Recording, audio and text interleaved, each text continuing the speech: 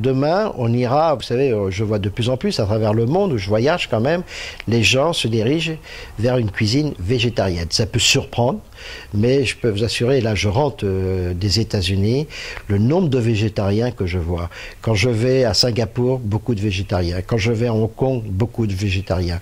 Quand je vais à Tokyo maintenant, je vois des végétariens. On est peut-être, nous en France, un des pays où il y a de moins de végétariens.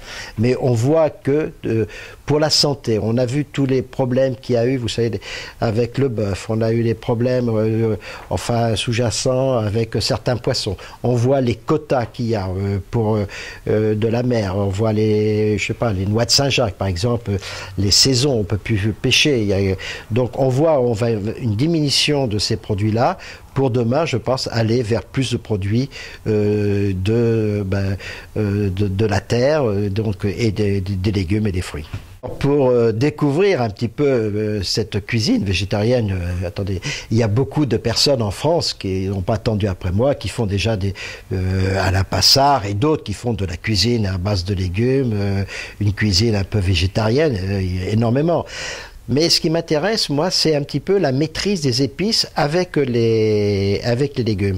Parce que on sait que pour la santé, les épices, il y a beaucoup d'épices qui sont très bons. Hein. Je ne vais pas parler du curcuma qui est connu de tout le monde. Il y a des antioxydants dans des épices énormément. Donc c'est ce mariage d'épices et de légumes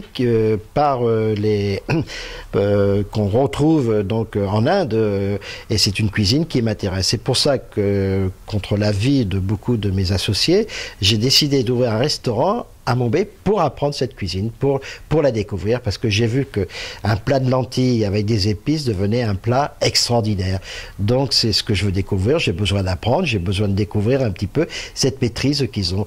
Vous savez, quand je suis allé la première fois en Asie, quand je suis allé en Chine, ce qui m'a surpris, c'est que nous, les Occidentaux, on attachait beaucoup d'importance au goût, aux saveurs, alors que les Chinois attachent beaucoup d'importance, eux, à la texture en premier. La texture en bouche, etc. Le produit, les croustillants, les croquants, les choses comme ça. Donc moi, ça m'a apporté beaucoup dans la cuisine que je fais aujourd'hui. J'essaye d'incorporer donc le goût avec les textures. Et puis j'espère que demain, ça sera avec les légumes et les épices.